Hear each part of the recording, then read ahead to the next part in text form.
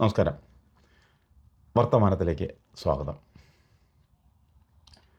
കഴിഞ്ഞ ദിവസങ്ങളിൽ എനിക്കൊരു ഒരു മാറ്റർ അയച്ചു തന്നിരുന്നു.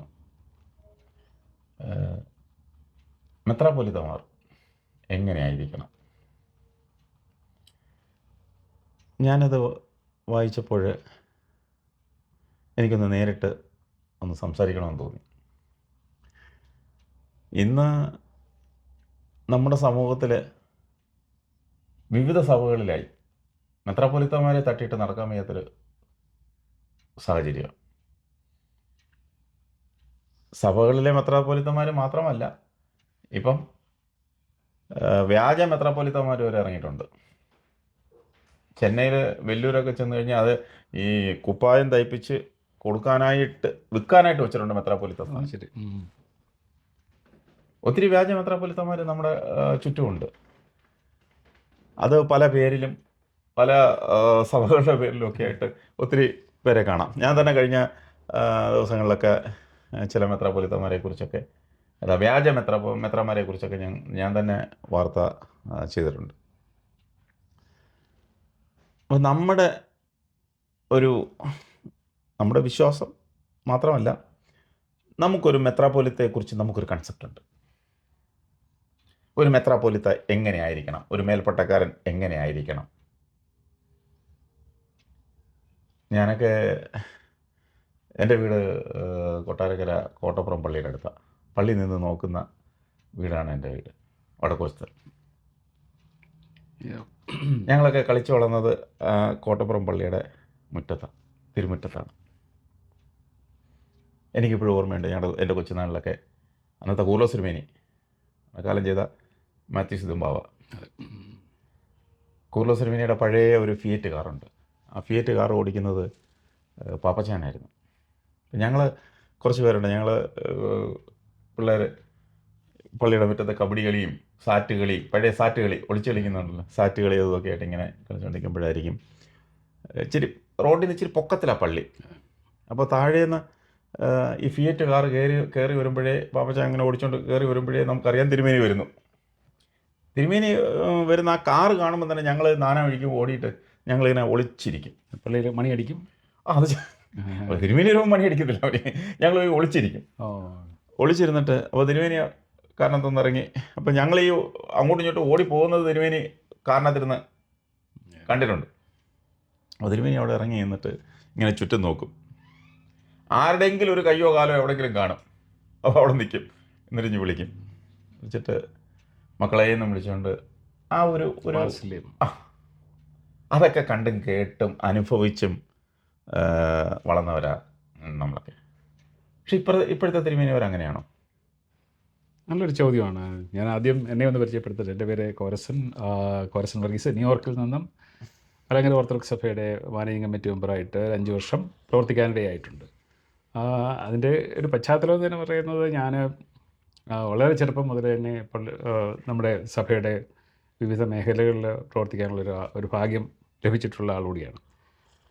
6 പരിശുദ്ധ കാതോലിക്കന്മാരെ നേരിട്ട് കാണാനും കൈമുത്താനും അവരുടെ വാത്സല്യങ്ങൾ ഏറ്റുവാങ്ങാനുള്ളൊരു ഭാഗ്യം ഉണ്ടായിട്ടുണ്ട്. ഒപ്പം ചിലരോടെങ്കിലും കൂടെ ഒപ്പം പ്രവർത്തിക്കാനും ഉള്ളൊരു ചെറിയ അവസരവും ദൈവം തന്നിട്ടുണ്ട്. ബെനി പറഞ്ഞ പോലെ തന്നെ ഈ പള്ളിയായിരുന്നു നമ്മുടെ ഞാൻ 22ാമത്തെ വയസ്സിൽ നാട് വിട്ടു പോകണം. അതുവരെ പന്തളം സെൻറ്റ് തോമസ് കൊരമ്പാല പള്ളി എന്ന് പറയുന്ന എൻ്റെ വീടിനെക്കാട്ട് കൂടുതൽ ഞാൻ സമയം ചിലവഴിക്കുന്ന, ഏറ്റവും കൂടുതൽ പ്രവർത്തിക്കാൻ ഇഷ്ടപ്പെടുന്ന ഒരു വേദിയായിരുന്നു പള്ളി എന്ന് പറയുന്നത്. അപ്പോൾ പള്ളി എൻ്റെ ഒരു ജീവിതത്തിൻ്റെ ഭാഗമായിട്ട് തന്നെ ഞാനും ജനിച്ചു വളർന്നത്. അതുകൊണ്ട് തന്നെ നമുക്ക് മെത്രാപ്പൊലീത്തമാരെന്ന് പറയുന്നത് അവരുടെ വാത്സല്യമൊക്കെ പലപ്പോഴും വളരെയധികം രുചിച്ചനുഭവിക്കാനുള്ള ഒരു ഭാഗ്യം ലഭിച്ചിട്ടുള്ളതുകൊണ്ട് ഈ പുതിയ മെത്രാന്മാരെയോ വാഴിക്കുന്ന ആ ഒരു അവസരത്തിൽ ഒരു ക്രിട്ടിക്കലായിട്ട് ഒരു അഭിപ്രായം പറയണമെന്ന് വിചാരിച്ചപ്പോഴാണ് ഞാനത് ഒരു ആർട്ടിക്കിൾ എഴുതിയത്. അതെനിക്ക് തോന്നുന്നു ആ കുറിപ്പ് ഞാൻ വായിച്ചപ്പോൾ തന്നെ എനിക്ക് പല ഇങ്ങനെയാണോ എന്നുള്ള പല ചിന്തകളും എനിക്ക് ഉണ്ടായി. അത് എന്തായാലും എനിക്ക് നേരിട്ട് സംസാരിക്കാനായിട്ട് ഒരു അവസരം ഉണ്ടായി. ഞാൻ ഇവിടെ ഒരു വിസിറ്റിന് വന്നപ്പോൾ എനിക്ക് ഇദ്ദേഹത്തെ കാണാനും അതിനെക്കുറിച്ചൊക്കെ ഒന്ന് സംസാരിക്കാനുള്ളൊരു അവസരം എനിക്ക് കിട്ടിയത്. അപ്പോൾ ഇദ്ദേഹത്തെ കണ്ടപ്പോഴേ ഞാൻ ചോദിച്ചൊരു ചോദ്യം അത് ആർട്ടിക്കിളിനെ കുറിച്ചാണ്. അപ്പോൾ ഇപ്പം നമ്മുടെ സഭയിൽ മലങ്കര ഓർത്തഡോക്സ് സഭയിൽ 4 തിരുമേനിമാരെ 4 മേൽപ്പട്ടക്കാരെ അതെ. തിരഞ്ഞെടുക്കാൻ പോകും. അതിൻ്റെ ഒരു അവസാന ലാപ്പിലേക്ക് അതെ. എത്തിക്കഴിഞ്ഞു. ഇപ്പം 2 ദിവസം കഴിയുമ്പോൾ മാനേജിംഗ് കമ്മിറ്റി 31-ാം തീയതിയാണെന്ന് തോന്നും മാനേജിംഗ് കമ്മിറ്റിയിൽ ഇപ്പോൾ 8 പേരുടെ ലിസ്റ്റാണ് ഉള്ളത്. അതിൽ നിന്ന് 2 പേരെ ഒഴിവാക്കി 6 പേരുടെ ലിസ്റ്റ് മാനേജിംഗ് കമ്മിറ്റി തിരഞ്ഞെടുക്കും. അതിൽ നിന്നാണ് പിന്നെ അസോസിയേഷനിലേക്ക് 4 പേരെ തിരഞ്ഞെടുക്കാനായിട്ട് ഈ 6 പേരുടെ ലിസ്റ്റാണ് കൊടുക്കുന്നത്. അതിൽ നിന്നാണ് 4 പേരെ തിരഞ്ഞെടുക്കുന്നത്. അത് ഒരു വഴിക്ക് അതിൻ്റെ ആ പ്രോസസ്സ് അങ്ങനെ നടക്കട്ടെ. പക്ഷേ എൻ്റെ ചോദ്യം അവിടെയല്ല. ഈ മെത്രാന്മാരെ തിരഞ്ഞെടുക്കുന്നു, ഈ മെത്രാപ്പൊലീത്തന്മാരെ തിരഞ്ഞെടുത്ത് അവരെ ഓരോ ഭദ്രാസനങ്ങൾ കൊടുത്ത് അവരെ ഭദ്രാസന അധിപന്മാരായിട്ട് അവരെയൊക്കെ വിടുക. അപ്പം ആ മെത്രാന്മാർ നമ്മുടെ പഴയ കാലത്ത് നമ്മുടെ ചെറുപ്പത്തിൽ നമ്മൾ കണ്ടുവന്ന മെത്രാപ്പൊലീത്തന്മാരുണ്ട്. ഞാൻ പറഞ്ഞില്ലേ, ഞാൻ കണ്ടു വളർന്നത് അന്നത്തെ കൂർലോസ് തിരുമേനി, മാത്യൂസ് തിരുമ്പാവ. എനിക്ക് അദ്ദേഹത്തെക്കുറിച്ച് പറയാനെനിക്ക് ഒരുപാട് പറയാനുണ്ട്. അദ്ദേഹത്തിൻ്റെ ആ ഒരു വാത്സല്യം, അദ്ദേഹം നമ്മളോട് ഇടപെടുന്ന കുഞ്ഞുങ്ങളായാലും കുട്ടികളായാലും മുതിർന്നവരായാലും യുവാക്കളായാലും ചെറുപ്പക്കാരായാലും പ്രായമായവരായാലും അവരെയൊക്കെ ചേർത്ത് നിർത്തുന്ന ഒരു ശൈലി. That's A good point. ചേർത്ത് നിർത്തുന്ന ഒരു സമീപനം. അതായത് നമ്മുടെ പഴയ മെത്രാപ്പൊലീത്തമാരും ആളുകളും തമ്മിലുള്ള ആടുകളും ഇടയനും എന്നുള്ളൊരു ബന്ധം. ഒരു ഇടയനുമായിട്ടുള്ള ബന്ധം എന്ന് പറയുന്നത് കുറേ ആടുകളെ എല്ലാം കൂടെ ഓടിച്ചു വിട്ടിട്ട് ഒരു ഇടയൻ ഒരു സൈഡിൽ വഴിയും പിടിച്ചിരിക്കുന്നതല്ല ഒരു ഇടയൻ്റെ ലക്ഷണം. അതായിരുന്നു ഞാൻ ആർട്ടിക്കിൾ പ്രധാനമായിട്ട് ഉദ്ദേശിച്ചത്. ഇപ്പോഴത്തെ ആധുനിക മെത്രാപ്പൊലീത്തമാരൊക്കെ ഒരു കോർപ്പറേറ്റ് CA ആയിട്ട് മാറുന്നു. അവർ കണക്കുകൾ പറയുന്നു, അസറ്റുകളെ പറ്റി സംസാരിക്കുന്നു, എന്തും വേണ്ടി സ്വത്തുക്കൾ സമ്പാദിക്കാം, എങ്ങനെ പണം ജനങ്ങളുടെ നിന്ന് പിടിച്ചു വാങ്ങാം, അത് സഭയുടെ മുതലായിട്ട് നിലനിർത്താം എന്നുള്ള ആ അതാണ് അവരുടെ ഫോക്കസ്. അതേസമയം ആളുകൾ വരുന്നു, വിശ്വാസികളുടെ വിശ്വാസം വർദ്ധിക്കുന്നു, വിശ്വാസികളുടെ വിശ്വാസത്തിലെ അവരുടെ അതിജീവനത്തിനിടയിൽ ഈ വിശ്വാസം കൊണ്ട് എന്തെങ്കിലും പ്രസക്തി ഉണ്ടോ, ഇങ്ങനെയുള്ള ചോദ്യങ്ങളൊക്കെ ആരും കാണാതെ അനാഥമായിട്ട് പോകുന്ന ഒരു സന്ദർഭത്തിൽ കൂടെ കടന്നു പോകുന്നത്. എപ്പോഴാണ് യഥാർത്ഥത്തിൽ ഒരു ഇടയൻ്റെ ലക്ഷണങ്ങളെപ്പറ്റി നമ്മൾ ചിന്തിക്കേണ്ടി വരുന്നത്. ഇവരിപ്പോൾ ഈ process is going on now. It's very perfect. നന്നായിട്ട് നടക്കുന്നുണ്ട്, അത് നന്നായിട്ട് തന്നെ നടക്കട്ടെ. പക്ഷേ ദൈവത്തിൻ്റെ ഒരു കാരുണ്യം കൊണ്ട്, കൃപ കൊണ്ടും നല്ല സ്ഥാനാർത്ഥികൾ, നല്ല ഇടയന്മാരെ നമുക്ക് ലഭിക്കുമെന്ന് പ്രതീക്ഷിക്കുകയും ചെയ്യാം. പക്ഷേ എന്നിരുന്നാലും ജനങ്ങൾ ഇവരിൽ നിന്ന് ആഗ്രഹിക്കുന്നു, ജനങ്ങളിൽ നിന്ന് നിങ്ങൾ പ്രതീക്ഷിക്കുന്നു എന്നുള്ള ഇടയന്മാർക്ക് അവരുടെ ഒരു ദൗത്യം, അവിടെയാണ് ഏറ്റവും വലിയ ചോദ്യം എന്ന് പറയുന്നത്. അവിടെയാണ് നമ്മൾ ചിന്തിക്കേണ്ടത്, എന്താണ് എന്നിൽ നിന്നും ആൾക്കാർ പ്രതീക്ഷിക്കുന്നത്. ഇപ്പം സഭാ മാനേജിംഗ് കമ്മിറ്റിയിൽ മെത്രാപ്പൊലീത്തപരമായിട്ടൊക്കെ ബന്ധപ്പെട്ട് അതിൻ്റെ അടിസ്ഥാനത്തിൽ പലപ്പോഴും ഇപ്പോൾ കണ്ടുവരുന്ന ഒരു പ്രവണത എന്ന് പറഞ്ഞാൽ ജനങ്ങളെ ഏറ്റവും കൂടുതൽ അകത്തി നിർത്തുന്ന, ഇപ്പോൾ ബെന്നി പറഞ്ഞത് ചേർത്ത് നിർത്തുന്ന വാത്സല്യത്തോടുള്ള ഒരു സമീപനം കംപ്ലീറ്റ്ലി മാറിയിട്ട് അകത്ത് നിർത്തി ഭീതിപ്പെടുത്തി തങ്ങളെന്തോ ഒരു അധികാര സ്ഥാനങ്ങളിലൊക്കെ എത്തിയിരിക്കുന്നു, നമ്മളൊരു സിംഹാസനത്തിൽ ആരൂഢനായിരിക്കുന്നു. ഇവിടെ ഞാൻ സ്വർഗം ചാഴിച്ചിറങ്ങി വന്ന പരിശുദ്ധ പിതാവിൻ്റെ, ദൈവപുത്രൻ്റെ വചനങ്ങൾ പറയുമ്പോൾ ഞങ്ങളൊക്കെ ഇപ്പോഴും സ്വർഗത്തിലാണ്, നിങ്ങളൊക്കെ വെറും പാതാളത്തിലിരിക്കുന്ന വെറും പ്രാണികളാണ് എന്നുള്ളൊരു സമീപനം. കർത്താവ് വന്നത് പാപികളെ രക്ഷിക്കാൻ വേണ്ടിയാ. അപ്പൊ നമ്മളെല്ലാം പാപികളാ, നമ്മളെ രക്ഷിക്കാൻ വേണ്ടിയാ കർത്താവ് നമ്മുടെ കൂടെയാണ്.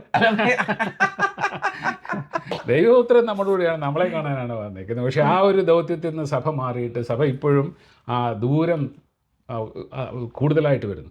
അപ്പം അത് പലപ്പോഴും പല സന്ദർഭങ്ങളിൽ ഞാൻ മനസ്സിൽ പ്രയാസം, നമുക്ക് ഒരു പക്ഷേ മെത്രാപ്പൊലീത്തമായിട്ട് കുറേ കൂടെ ആക്സസിബിലിറ്റി ഒക്കെ ഉണ്ട്. അപ്പോൾ ഈ ആക്സസിബിലിറ്റി എന്ന് പറയുന്നത് ആക്സസിബിലിറ്റി ഇതിനെപ്പറ്റി പറഞ്ഞപ്പോൾ ഒരു മെത്രാപ്പൊലീത്തനെ കളിയാക്കൂടെ ചെയ്തു.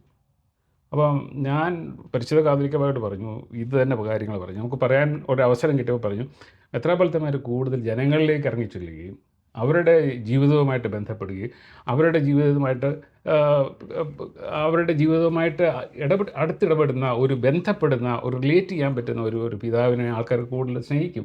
ഞാനൊരു ഉദാഹരണം പറഞ്ഞു, ബർണബാസ് തിരുമേനി അമേരിക്കൻ ഭദ്രാസനത്തിൻ്റെ മെത്രാപ്പൊലീത്ത ആയിരുന്നപ്പോൾ ആ ഒരു പാസ്റ്ററൽ കെയർ, ആ ഒരു സ്നേഹം, വാത്സല്യമൊക്കെ അനുഭവിച്ച ആളുകളാണ് ഞങ്ങൾ.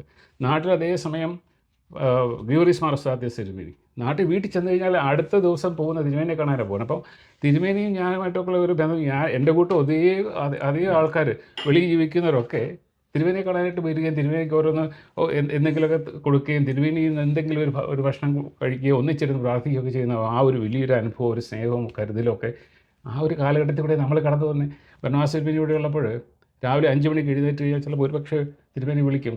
കോരസൻ ഞാനാണ് വിളിക്കുന്നത്, ബർണബാസ് മെത്രാപ്പൊലീത്തയാണ് വിളിക്കുന്നത്, ജോലി കഴിഞ്ഞ് ഇതുവഴി വരണം, എനിക്ക് 1-2 അസൈൻമെൻറ്റൊക്കെ തരും. അപ്പം അങ്ങനെ ഒരു വ്യക്തിബന്ധമുണ്ട്. അതുപോലെ ആരെങ്കിലും സിക്കായിട്ടുണ്ടെങ്കിൽ ഏത് മർത്തോമായാണോ പാതിരിക്കയാണോ അല്ലെങ്കിൽ ബെന്തിക്കോസാണോ ഒന്നും വിചാരിക്കില്ല. തിരുമേനി അറിഞ്ഞു കഴിഞ്ഞാൽ നമുക്ക് ഒന്നിച്ചങ്ങോട്ട് വരപ്പാ, സ്നോ ആണോ ഒന്നുമല്ല. ആ ഒരു കെയർ ഞങ്ങൾ 10-18 വർഷം ആ ഒരു സ്നേഹം അനുഭവിച്ചു വളർന്ന ഒരാൾക്കാരാണ്. അതിങ്ങോട്ട് മാറിയിട്ട് ഇപ്പോൾ ഒരു മെത്രാപ്പൊലീത്തയെ കാണുന്നുണ്ടെങ്കിൽ പ്രോട്ടോക്കോൾ അനുസരിച്ചിട്ടും അനുവാദം ചോദിച്ച് എത്ര ലെയർ ഓഫ് ഫോൺ കോളൊക്കെ ചെയ്താലും ഒരു തിരുമേനിയെ കാണാൻ പറ്റുന്നത്. അങ്ങനെ ഒരു തിരുമേനി ഒരു സഭയ്ക്ക് എന്തിനാണ് ആവശ്യമുള്ളത്? ഇങ്ങനെയുള്ള മെത്രാപ്പൊലീത്തമാർ സഭയ്ക്ക് ഏറ്റവും കൂടുതൽ ദ്രോഹം ചെയ്യുന്ന ആൾക്കാരാണ്. എനിക്കൊരു അനുഭവമുണ്ട്. ഞാൻ പല ഘട്ടങ്ങളിലും പല തിരുമേനിമാരെയൊക്കെ കണ്ടിട്ടുണ്ട്. ഈ സാധാരണക്കാർ നിൽക്കുവാണെങ്കിൽ അവരെ എങ്ങനെ കാണാതെ അവരുടെ കണ്ണ് പൊട്ടിച്ച് പോകാം എന്നാണ് ഒരു തിരുമേനി ആഗ്രഹിക്കുന്നത്. ഞാൻ ഒരു തിരുമേനിയെ വ്യക്തിപരമായിട്ട് ഒരു തിരുമേനിയെക്കുറിച്ചല്ല പറയുന്നത്. പല തിരുമേനിമാർ അവരുടെ സാധാരണക്കാരുടെ ഇടയിലേക്ക് അവരിറങ്ങിച്ചെല്ലുന്നില്ല. ഒരു പള്ളിയുടെയൊക്കെ മുറ്റത്ത് ഒക്കെ നിൽക്കുമ്പോൾ യാദൃച്ഛികമായിട്ടോ അല്ലെങ്കിൽ അല്ലാതെയൊക്കെ ഒരു തിരുമേനി അങ്ങോട്ട് കടന്നു വരികയാണെങ്കിൽ യഥാർത്ഥത്തിൽ ആ തിരുമേനി അവിടെ വിശ്വാസികളുടെ അവരെ കാണുമ്പോൾ അവിടെ ഇറങ്ങി അവരോടൊപ്പം അവരുടെ കുശലം അന്വേഷിച്ച് അവരുടെ ക്ഷേമം അന്വേഷിച്ച് അവരോടൊക്കെ കുശലം പറഞ്ഞ് അവരുടെ തോളയിലൊക്കെ ഒന്ന് തട്ടി. അത് ഒരിക്കലും മറക്കൂല ആൾക്കാർ ആ ഒരു സ്നേഹം. അത് ചില രാഷ്ട്രീയക്കാരുണ്ട്, ചില രാഷ്ട്രീയക്കാർ ഇപ്പം ഒന്നും വേണ്ട, ഉമ്മൻചാണ്ടി സാറ് എങ്ങനെയാ അവരുടെ പ്രവർത്തകരോട് ഇടപെടുന്നത്? ഉമ്മൻചാണ്ടി സാർ എന്ന ജനങ്ങളിൽ അവരുടെ പ്രവർത്തകരിൽ മാത്രമല്ല, കോൺഗ്രസ്സുകാരുടെ ഉള്ളിൽ മാത്രമല്ല, ജനങ്ങളുടെ മനസ്സിൽ ഇപ്പോഴും ജീവിക്കുന്ന ഒരു മനുഷ്യനാണ് ഉമ്മൻചാണ്ടി സാർ, അല്ലേ? അതുപോലെ തന്നെയുള്ള മെത്രാപ്പൊലീത്തമാരെ നമുക്കുണ്ടായിരുന്നു. KM മാണി തോളെ തട്ടി വർത്തമാനം പറഞ്ഞിട്ടേ പോകത്തുള്ളൂ. അങ്ങനെ ഓരോ ഈ രാഷ്ട്രീയ നേതാക്കന്മാർ, അതുപോലെ സഭയിൽ മെത്രാപ്പൊലീത്തമാർ, അവരൊക്കെ അങ്ങനെ ആകണം. ജനങ്ങളിലേക്ക് ഇറങ്ങിച്ചെന്ന് അവരാണ് നമ്മുടെ ശക്തി. വിശ്വാസികളില്ലെങ്കിൽ മെത്രാന്മാരുണ്ടോ? വൈദികരുണ്ടോ? സഭയുണ്ടോ? ആ ഒരു ബോധ്യം അവർക്കുണ്ടാകണം. ഇപ്പോൾ ഞാൻ ഒരു ഇൻസിഡൻറ്റോടെ പറയട്ടെ. ഞാൻ സഭാ മാനേജിംഗ് കമ്മിറ്റി മെമ്പറായിട്ട് 2012 ഉത്തരവാദിത്വം ഏറ്റെടുക്കുന്ന സമയത്ത് ഞങ്ങൾക്ക് ഭയങ്കര സങ്കല്പത്തോടെ പോകും, നമുക്ക് എന്തെങ്കിലുമൊക്കെ മാറ്റങ്ങൾ വരുത്താമെന്നുള്ള ആഗ്രഹത്തോടെ പോകും. ഇപ്പോൾ ഞങ്ങൾ യൂറോപ്പിലുള്ളവരും അമേരിക്കയിലുള്ള നോർത്തും സൗത്തും ഉള്ള ആൾക്കാരും ആഫ്രിക്കയും ഒക്കെ ഉള്ളവരെല്ലാം കൂടെ കൂട്ടിയിട്ട് ഞങ്ങളൊരു ഒരു ഗ്രൂപ്പ് ഉണ്ടാക്കി ബാബാതിരുമേനിയുടെ അനുമതിയോടുകൂടിയും സമ്മതത്തോടും കൂടി തന്നെ ഞങ്ങളൊന്ന് കമ്മ്യൂണിക്കേറ്റ് ചെയ്യാൻ നോക്കി. 3 മെത്രാപ്പൊലീത്തമാരും കൂടെ കൂടിയിട്ട് പാശ്ചാത്യ നാടുകളിലെ സഭയിലെ വളർച്ചയെപ്പറ്റി ചിന്തിക്കാനും ഞങ്ങളുടെ അനുഭവങ്ങളിൽ നിന്ന് പങ്കെടുത്തുകൊണ്ട് അനുഭവങ്ങളെ വെച്ചിട്ട് കുറേ നിർദ്ദേശങ്ങൾ ഞങ്ങളുണ്ടാക്കി. ഒരു 10-12 നിർദ്ദേശങ്ങൾ ഇപ്പോഴും എൻ്റെ കയ്യിൽ ഇരിപ്പുണ്ടത്. അത് ഞങ്ങൾ പരിശുദ്ധ ബാബാതിരുമേനിക്കും മറ്റു മെത്രാപ്പൊലീത്തമാർക്കും കൊടുത്തു. അപ്പോൾ ഇങ്ങനെ കൊടുക്കുന്ന ഒരു സന്ദർഭത്തിൽ ഒരു മെത്രാപ്പൊലീത്ത ഒക്കെ ഞങ്ങൾ കൊടുത്തപ്പോൾ പുള്ളി സോഫിയ സെൻറ്റർ വെച്ചാണ് പുള്ളി ഒരു മുറിയിൽ അടച്ചിട്ടിരുന്ന് ആരോടോ സംസാരിക്കുമായിരുന്നു. നോക്കി ചെയ്തു. അപ്പോൾ ഇത് മീറ്റിംഗ് തുടങ്ങുന്നതിന് മുമ്പ് ഇത് നിർദ്ദേശങ്ങൾ കൊടുക്കണം. അപ്പോൾ തിരുമേനി ഞങ്ങളൊന്ന് വന്നോട്ടെ എന്ന് ചോദിച്ചു. ഇത് നിർദ്ദേശം തരാനായിട്ട് പറഞ്ഞു. ആ നിർദ്ദേശം കൊടുത്ത് തിരിച്ചിറങ്ങി വരുമ്പോൾ ഞങ്ങൾ തിരിഞ്ഞു നോക്കിയപ്പം ഈ നിർദ്ദേശം അടങ്ങിയ എൻവലപ്പ് പൊട്ടിക്കാതെ തിരുമേനി കാർവയിലോട്ടിടുന്നു. കൊണ്ടുപോയവരുടെ ആ ഒരു മാനസികാവസ്ഥ, നിങ്ങളുടെ മാനസികാവസ്ഥ എങ്ങനെയായിരിക്കും? ആ കൊണ്ടുകൊടുത്ത ആൾ ഇപ്പോഴും ഈ ജീവിച്ചിരിപ്പുണ്ട്. അദ്ദേഹം പറഞ്ഞ തിരുമേനി ഇപ്പോഴും ഉണ്ടോ? തിരുമേനിയുണ്ട്, ആളുമുണ്ട്. ആ പുള്ളി കരഞ്ഞുകൊണ്ട് എന്നോട്, എൻ്റെ കോരസ ഞാൻ ഒരിക്കലും ഇത് പ്രതീക്ഷിച്ചില്ല. ഞാനല്ല കൊടുത്ത, പുള്ളിയെ കൊടുത്ത്. ഈ മെത്രാപ്പൊലീത്ത 2 ആഴ്ച എൻ്റെ വീട്ടിൽ വന്ന് താമസിച്ചാണ്. ഞാൻ അദ്ദേഹത്തിൻ്റെ എല്ലാ കാര്യങ്ങളും ചെയ്തെടുത്ത്, ഹോളി വീക്കിൽ എല്ലാം ചെയ്തു കൊടുത്ത്. അമേരിക്കയിലുള്ള ആളാണോ? അല്ല, അമേരിക്കയിലുള്ള ആളല്ല. അത് ഞാനത് ഐഡൻറ്റിഫൈ ചെയ്തില്ല. ആൾക്കറിയാം, മെത്രാപ്പൊലീത്തയ്ക്ക് ഒരു പക്ഷേ അറിയായിരിക്കും. പക്ഷേ മെത്രാപ്പൊലീത്ത നാട്ടിലാണോ അമേരിക്കയിലാണോ? നാട്ടിലാണ്. അപ്പോൾ വളരെ വിശുദ്ധനായിട്ട് ജീവിക്കുന്നതെന്നുള്ളൊരു പ്രതീക്ഷയെ നമ്മൾ വളരെ എലിവേറ്റ് ചെയ്ത് കാണുന്നില്ല. നമ്മൾ അങ്ങനെ പ്രതീക്ഷിക്കുന്ന ഒരു മെത്രാപ്പൊലീത്ത. അപ്പോൾ ഈ മനുഷ്യനോടുള്ള, സാധാരണക്കാരുടെ നിർദ്ദേശങ്ങളോടുള്ള അവഗണന, പുച്ഛം, അത് ഞാൻ നേരിട്ട് കണ്ടതാണ്. ഞാൻ എൻ്റെ പള്ളിയിലെ കോട്ടപ്പുറത്ത് പള്ളിയിൽ ഒരു ശവമടക്കമായിട്ട് സംസ്കാര ശുശ്രൂഷയായിട്ട് ബന്ധപ്പെട്ട് ഞാൻ അവിടെ ചെന്നു. ഇപ്പം നമ്മുടെ ഒരു തിരുമേനി ആണ് ആ ശുശ്രൂഷയൊക്കെ നടത്തിയത്. അപ്പം ഞങ്ങളിങ്ങനെ ശുശ്രൂഷയൊക്കെ കഴിഞ്ഞ് ഞങ്ങളവിടെ ഈ ഇത് കൊടുക്കുമല്ലോ, ഈ പാക്കറ്റ് ലഘുഭക്ഷണം കൊടുക്കുമല്ലോ. അവിടെ ഞങ്ങളൊരു ചായ കുടിച്ചിട്ടിങ്ങനെ ഞങ്ങൾ കുറച്ച് പേരിങ്ങനെ സംസാരിച്ചുകൊണ്ടിങ്ങനെ ഇരിക്കും. അപ്പോൾ ഈ തിരുമേനി അവിടെ നിന്ന് ഇറങ്ങി കാറിനകത്ത് വന്നു. അപ്പം തിരുമേനി ആ കാറിനകത്ത് ഇരുന്ന് അദ്ദേഹം ഒരു മനുഷ്യരെ പോലും മൈൻഡ് ചെയ്യാതെ, തിരിഞ്ഞു പോലും നോക്കാതെ അദ്ദേഹം നേരെ ഇല്ല മസിൽ പിടിച്ച് നേരെ നോക്കിയിരുന്ന് വണ്ടി വിട്ടു പോകുന്നതാണ്. അതേ സ്ഥാനത്ത് കുറേ ആഴ്ചകൾക്ക് ശേഷം വേറൊരു ഇതുപോലൊരു ഫ്യൂണറലിന് അവിടെ ചെന്നു, നമസ്കാര ശുശ്രൂഷയ്ക്ക് ചെന്നു. അപ്പം നമ്മുടെ സഭയിലെ വേറൊരു തിരുമേനി ഇതുപോലെ ശുശ്രൂഷ കഴിഞ്ഞ് ഇതേപോലെ ഞങ്ങൾ ഫ്രണ്ടിൽ നിന്ന് ഇങ്ങനെ ഒരു അവിടെ കിട്ടിയ കട്ടക്കാപ്പിയും കുടിച്ച് ഇങ്ങനെ സംസാരിച്ചിട്ടുണ്ട്. അപ്പം ആ തിരുമേനി ഒന്ന് സ്ലോ ചെയ്ത് കൈയൊക്കെ എടുത്ത് കാണിച്ച് കൂടെ നിന്ന് ഒരാളുടെയൊക്കെ കൈ കാണിച്ച് തിരുമേനിയും കൈ കാണിച്ച് ചിരിച്ച് പോയി. ഈ 2 പേരിൽ ആരാണ് ജനങ്ങളെ ചേർത്ത് നിർത്തുന്നത്? ജനങ്ങളുടെ ഇടയിൽ നിൽക്കുന്നത് ആരാണ്? നമ്മുടെ ചോദ്യം ചോദിക്കുമ്പോൾ ഒറ്റ ഉത്തരം പറയാൻ ഈ രണ്ടാമത്തെ തിരുമേനിയെ ഉള്ളൂ. ഇപ്പം നമുക്ക് കൂടുതൽ സ്നേഹം തോന്നുന്ന ആരോടാ? ഇല്ല, കൂടുതൽ ഒന്നും നമുക്ക് പറയാനില്ല. നമുക്കിപ്പം നമ്മൾ പറയണ ദൗത്യം ഈ ഒരു സന്ദർഭം എനിക്ക് തോന്നുന്നു വിനീത ഈ ഒരു മാധ്യമത്തിൽ കൂടെ പറയാൻ ശ്രമിക്കുന്നത് ഇത് സഭയുടെ വലിയൊരു ഉത്തരവാദിത്തമാണ്. കാരണം ഈ ഒരു പ്രോസസ്സ് നടക്കുന്നു, മെത്രാപ്പൊലീത്തമാരെ പറ്റി ചിന്തിക്കുന്നു, മെത്രാപ്പൊലീത്തമാർ എങ്ങനെ ആയിരിക്കണം എന്നുള്ള ആൾക്കാരുടെ പ്രതീക്ഷയെപ്പറ്റി സംസാരിക്കുന്ന സമയത്ത് ഈ ഒരു സംസാരം ഉണ്ടാകുന്നത് വളരെ നല്ലതാണ്. അത് ഇങ്ങനെയൊക്കെ ഉള്ള ആളുകളെ നോക്കി വേണം തിരഞ്ഞെടുക്കാൻ. അതേ ഉള്ളൂ. നമ്മളിതിനകത്ത് പറയുമ്പോൾ ഇപ്പോൾ തന്നെ 8 പേരുണ്ട്. അതിൽ മാനേജിംഗ് കമ്മിറ്റി 6 പേരിലേക്ക് ചുരുക്കും. ആ 6 പേര് തിരഞ്ഞെടുപ്പ് അസോസിയേഷൻ മത്സരിക്കുകയാണ് അവസാനത്തെ ലാപ്പിൽ. ഈ 6 പേരിൽ 4 പേരെയാണ് തിരഞ്ഞെടുക്കേണ്ടത്. ഈ 4 പേരെ തിരഞ്ഞെടുക്കുന്നത് നോക്കിയും കണ്ടു വേണം തിരഞ്ഞെടുക്കാൻ. ഒരിക്കലും ഒരു സ്വാധീനത്തിൽ വഴങ്ങരുത്, ഒരിക്കലും പാടില്ല. വളരെയധികം ആൾക്കാർ ക്യാമ്പയിൻ നടക്കുന്നത് ഇപ്പം പറയുന്നുണ്ട്. മെത്രാപ്പൊലീത്തമാർ പോലും ഇറങ്ങി ക്യാമ്പയിൻ ചെയ്യുകയാണ് ഈ ഒരു ഘട്ടത്തിൽ. അത് വളരെയധികം സഭയ്ക്ക് ദോഷം ചെയ്യുന്നു. അവർക്ക് അവർ പ്രാർത്ഥിച്ച് മൗനമായിരിക്കേണ്ട ഒരു സമയമാണ് ഈ തെരഞ്ഞെടുപ്പ് നടക്കുമ്പോൾ. പരിശുദ്ധാത്മാവാണ് ഒരു മെത്രാപ്പൊലീത്തയെ തിരഞ്ഞെടുക്കുന്ന സാധാരണ നമ്മുടെ ഒക്കെ ഒരു ചിന്താഗതി. അത് മാറിയിട്ട് ഒരു ആൾക്കാരെ വിളിച്ചിട്ട് അച്ഛന്മാരെ കൊണ്ടൊക്കെ വിളിപ്പിച്ച് വളരെ ദോഷം ചെയ്യുന്ന, സഭയ്ക്ക് ദോഷം ചെയ്യുന്ന മെത്രാപ്പൊലീത്തമാർ ഇന്ന് സഭയിൽ ഉണ്ട് എന്നുള്ളത് ജനങ്ങൾ മനസ്സിലാക്കണം. ജനങ്ങൾ തീർച്ചയായിട്ടും തിരഞ്ഞെടുക്കുന്നവരെ വ്യക്തിപരമായിട്ട് നിങ്ങൾ ശ്രദ്ധിച്ച് വേണം വോട്ട് ചെയ്യാൻ. അത് അവരുടെ മൈനസ് പോയിൻറ്റും പ്ലസ് പോയിൻറ്റും ഒക്കെ എടുത്ത് ഒരാൾ പറഞ്ഞു എന്ന് പറഞ്ഞ് ഒരാൾക്കും വോട്ട് ചെയ്യരുത്. ഇതിപ്പോൾ 6 പേരുടെ ലിസ്റ്റ് വരുന്നു, 6 പേര് മത്സരരംഗത്ത് നിൽക്കുന്നു, അതിൽ നിന്ന് 4 പേരെ തിരഞ്ഞെടുക്കണം. അതാണ് നമ്മുടെ പ്രോസസ്സ്. ഈ 4 പേരെ തിരഞ്ഞെടുക്കണമെന്നില്ല. നിങ്ങൾ 2 പേരെ തിരഞ്ഞെടുത്താൽ മതി, പക്ഷേ നിങ്ങൾ 3 പേരെ എടുത്താൽ മതി, അല്ലെങ്കിൽ നിങ്ങൾ 4 പേരെ എടുക്കൂ. പക്ഷേ നിങ്ങൾ നോക്കി ആ ഓരോ കാൻഡിഡേറ്റിൻ്റെയും അവർ സഭയ്ക്ക് വേണ്ടി എന്തു ചെയ്തു, അവർ അൽമായരെ എങ്ങനെ കാണുന്നു, സഭയെ എങ്ങനെ കാണുന്നു, അവരുടെ പ്രവർത്തനങ്ങൾ, ഇതെല്ലാം വിലയിരുത്തിയതിന് ശേഷം മാത്രമേ അവരെ വോട്ട് ചെയ്ത് ജയിപ്പിക്കാവൂ, അവരെ മേൽപ്പെട്ടക്കാരനാക്കാവൂ. ഇത് വോട്ട് ചെയ്യുന്ന ഓരോരുത്തർക്കും ഓരോ ഉത്തരവാദിത്തമുണ്ട്. ഇത് സഭയോടുള്ള നിങ്ങളുടെ കമ്മിറ്റ്മെൻറ്റാണ്. ദയവായിട്ട് നിങ്ങൾ ശ്രദ്ധിക്കണം. ഈ ചതിക്കുഴിക്കകത്ത് വീണു പോകരുത്. ഒരു മെത്രാപ്പൊലീത്ത ഒരു മാനേജിംഗ് കമ്മിറ്റിമാരെ വിളിച്ചു പറഞ്ഞത് അവർ ഇത് എൻ്റെ കാൻഡിഡേറ്റാണ്, എൻ്റെ ഭദ്രാസനത്തിലേക്ക് ഞാൻ പിക്ക് ചെയ്ത ഒരു കാൻഡിഡേറ്റാണ് എന്ന് പറഞ്ഞ് ഓപ്പണായിട്ട് ക്യാമ്പയിൻ ചെയ്ത മെത്രാപ്പൊലീത്തമാർ നമ്മുടെ ഇടയിലുണ്ട്. അതൊക്കെ വളരെ ദോഷകരമായുള്ളൊരു അവസ്ഥയാണ്.